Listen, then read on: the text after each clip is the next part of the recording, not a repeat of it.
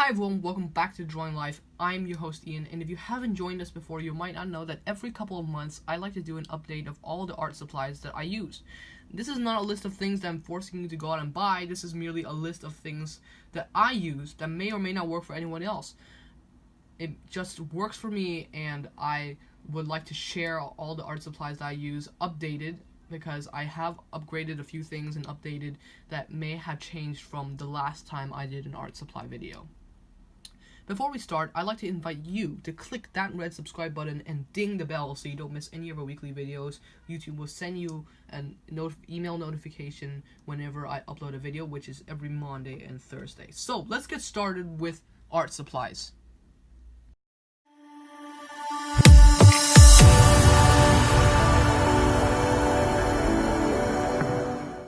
So let's start off easy. Paper. What do I use? Now, if you're on a budget, you can't spend a lot of money, normal white paper works. And this is just a normal piece of, just office copy paper that you could get anywhere. But if you want to go a little bit higher and a little bit more expensive and a little bit more high quality than these flimsy papers that you can see, you can actually hear the paper like crumble, and it can wrinkle very, very easily. I would go for these. These are called Strathmore Bristol. I have two sizes. One is the 9x12, and the other one is a lot bigger, by the way. This is the 11x14 inch. But these, I would say, they're not really worth it for the price they are. I got the 11x14 for about $8. They have 20 sheets in each pad.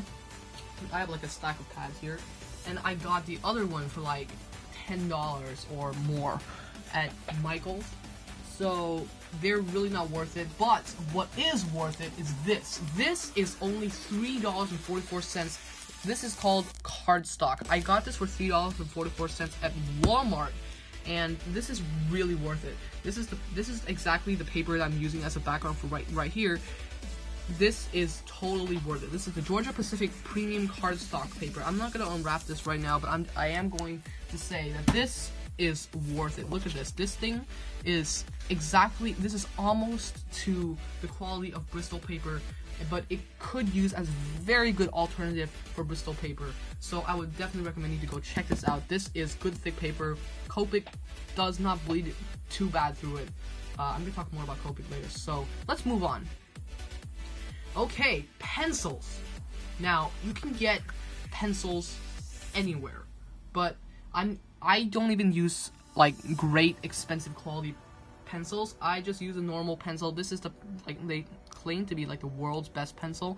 This is the Dixon Ticonderoga 3H hard pencil. I'm just gonna zoom in here so you can see. It's kind of hard to pronounce. It's the Dixon Ticonderoga. They might say Ticonderoga, or Ticonderoga. It doesn't matter. But this is the hard version. I've grown accustomed to using these hard versions for my art videos. But if I want a darker line, I would usually go for this soft version. This soft is the 2HB that most people in the world use, but I use this hard version because it doesn't need as much sharpening. I can draw for a really long time, but it's like if I go on camera, sometimes it's hard, as you can see, to see what I'm drawing. If I pull back a little bit, it's kind of hard to see what I've drawn. So, and it's also quite erasable. So these are the two kind of pencils I use, and I would normally go for the hard version, but there's always a soft version available. I don't have the medium version, but yes, that's the Dixon Ticonderoga. You can get them in all kinds of packs in all sorts of price ranges. Okay, so let us talk about pens now. Pens, I normally would go for the Pigma Microns, the Sakura Pigma Microns. I don't know exactly what they're officially called. I think they're called the Pigma Microns. Some people call them the Sakura Microns.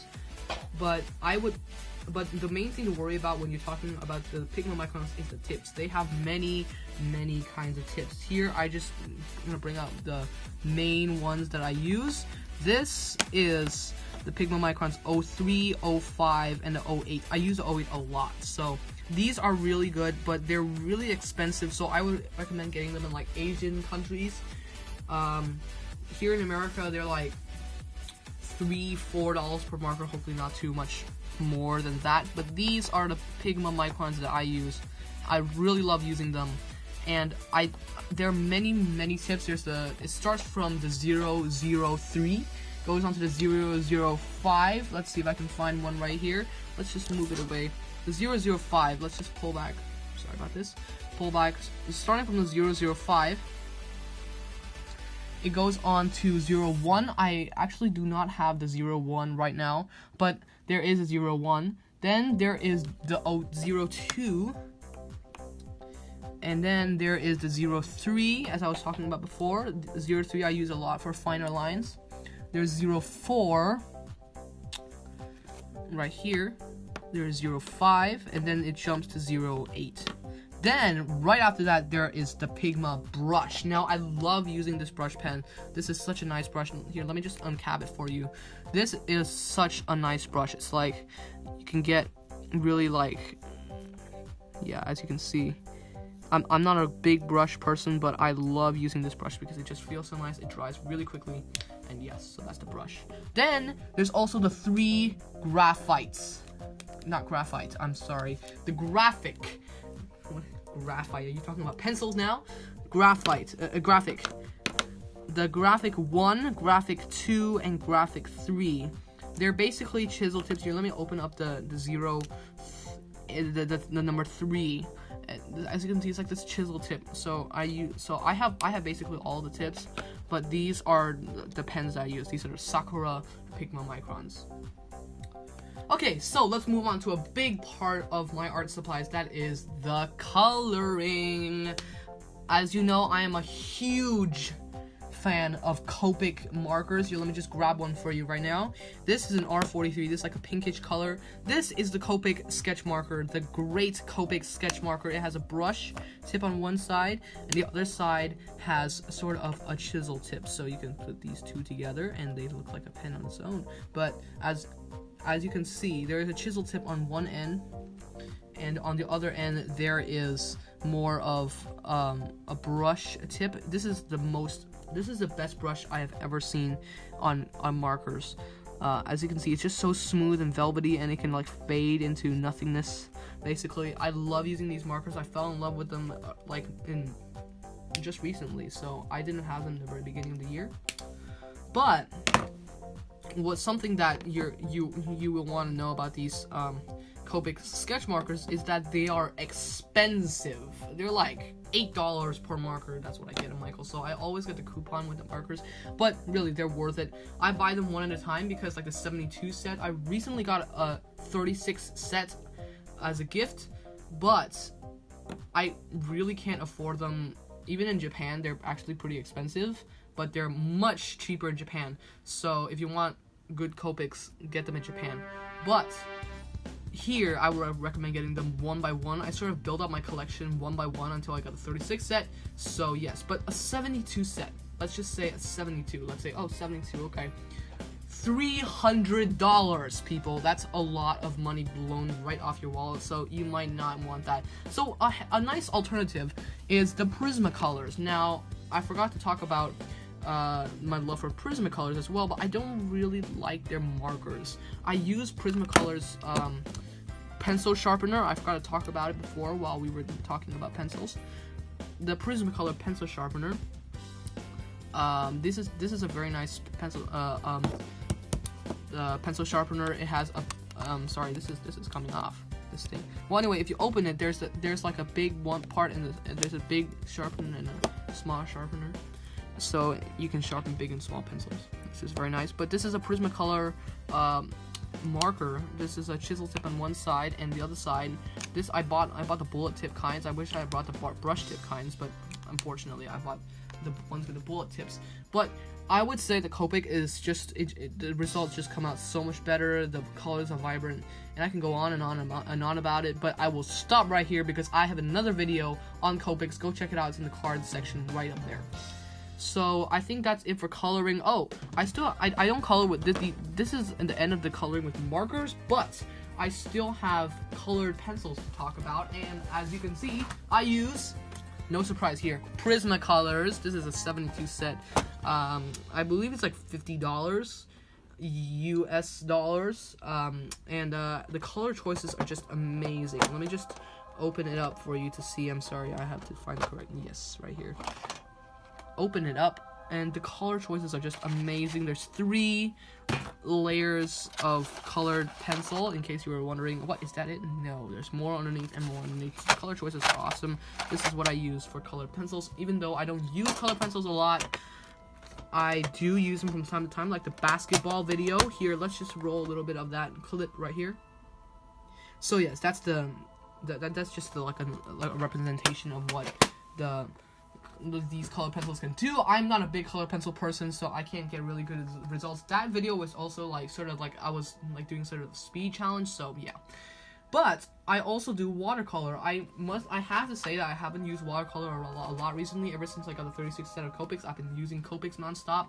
But I do use watercolor, and for like the dragon video, anybody of you remember that video? That was awesome. I loved the results for that drawing. This is a Reeves, I think it's a 24 set, and it has many colors, including white, but the white is not as opaque. So if you want an opaque white, you should go for gouache. I haven't actually tried gouache. I should do it at some point, but these are the ones I use for watercolors, and I don't actually have I don't actually have a brush with me here, but I do use play brushes. I talked about these brushes in my previous art supply video, so you can go check that out.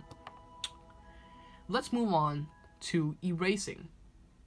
Alright, so get ready, because I use the most expensive and rarest erasers in the world. This is a really special eraser. It's for the really high price of $1.05. This is a high polymer pencil, dun dun dun, and you can, I'm joking, okay, you can get this, whoops, dropping stuff here, you can get this anywhere. I got this, I think this was like I got it at Staples as a Pentel high polymer eraser, but I rarely use this. I would, if I want to erase this, I would go for the kneaded eraser, which means no crumbs, because the stuff just absorb into the eraser and there's no crumbs emerging from it. But the brand of kneaded erasers, no surprise here, dun dun dun, Prismacolor. It's a Prismacolor kneaded eraser. It's also known as kneaded rubber. This is what it looks like after you use it for a while, because you have to knead it to clean it, and so it becomes like this glob of stuff, and it's like it's not really dirty, but it's kind of hard to knead sometimes. You have to have like a strong hand to actually like knead it, and yeah, so these are what I use, because let's just sample it here. I'll have a like this, let's just say. Get the eraser, you erase it. It's not precise, but it also doesn't erase as well. But look at that, no crumbs at all. I'm serious, no crumbs. So that is a really great thing for art. Let's move on to more of a hardware. I think we're done with the art supplies that I use. Except, actually, I should also show you my ruler that I use, and then we'll move on to the hardware. This is a Westcott 15-inch ruler with a magnifying glass right here. And this is what I use for comic panels and stuff like that. I use this a lot for a graphic novel that I'm working on. Hopefully get it published by next year. But I think we're done with all the traditional art supplies. Let's move on to some hardware. So the camera I have been using for a while was the iPhone 6s. I just use the camera from there, but recently I upgraded to an iPhone 7, and occasionally my backup will be the iPhone 8. So that will be 3 iPhones, but I don't have the 6s anymore, so now it's just basically the iPhone 7. I'm filming with an iPhone 7. Occasionally I have a backup, and that is the 8. So I also use the microphone from the iPhone 6s and 7, occasionally the 8. And that is basically all I use for filming, just nothing much, just the iPhone, no expensive camera or anything like that.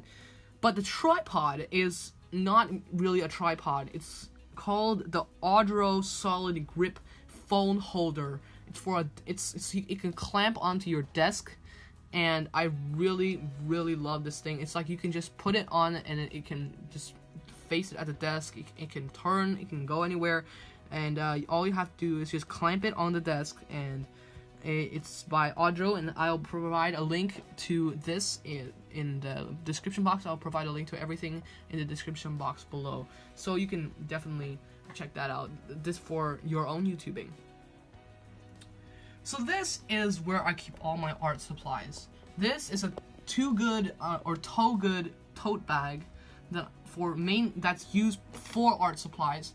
And I keep all my pens and stuff in here, most of the stuff, and whenever I need a Copic marker, let's say, I'll just pluck one out of here, like search for Copic markers, and like say, someone says, I want YR65, and I just, it's right here, and I just pluck it out. So it's a very nice bag. It comes with these dividers that you can put on, and I also keep all my pens here. As you can see, I have different color Pigma Microns. These are my Unipin pens I don't really use, and I also have these brush pens.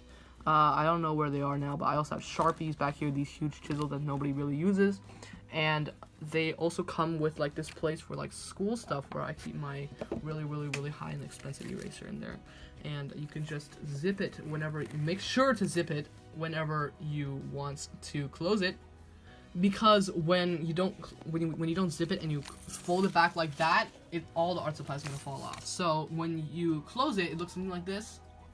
So it has a handle, and you can just grab it like that, or it has a strap. It comes with a strap, so you can do that. And that is basically where I keep all my art supplies. It's a nice little bag. You can keep all of my art supplies. I have more art supplies somewhere else, so.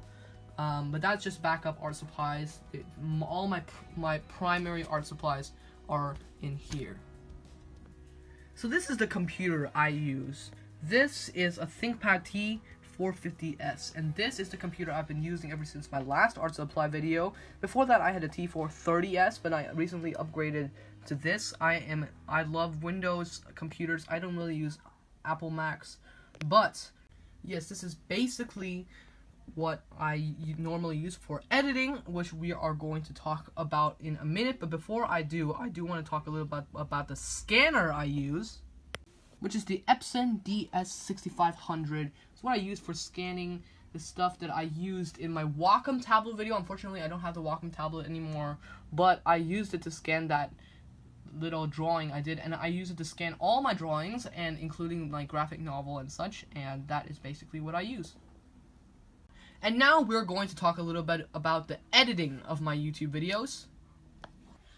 Okay, so now that you guys are in my computer, I can show you a little bit about my editing process. Let's just go over here and open Famous Logos, and we will come up right here to my workspace. Media will have to load for a little bit. So as you can see, it just says, yeah, there we go. So I use this for sticking my videos, my different videos that I have filmed with the iPhone together, and well, obviously I have to cut the video sometimes, so that's what I use for sticking them all together in the end. And I also use it for creating my intro, for adding music. As you can see, just listen to this. Sorry, I gotta push up the volume a little bit.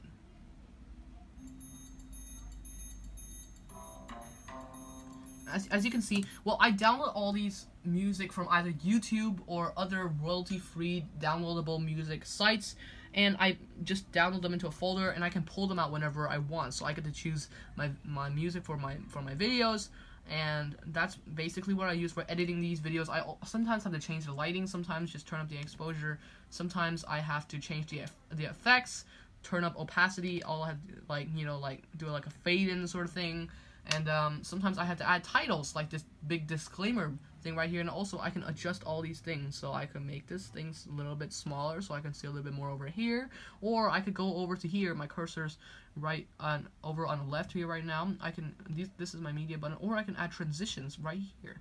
So that is pretty cool. I use Premiere. This is an old version of Premiere, but it works, and it's sometimes frustrating, but it works. So you need something that works rather than something that's not frustrating. So I think that's it for my editing process. Alright, so that is all in terms of the art supplies that I use. I want to thank all of you for watching this video. Again, please hit that subscribe button and support our channel and help us reach 50 subscribers. We are working our way steadily there. And also an update, I am planning to do a live stream sometime in the winter break, sometime close to New Year. I'll give you guys more information on that soon. But I should wrap up this video because we have gone like over 20 minutes. So Thank you all for watching. We'll see you next time on The Drawing Life.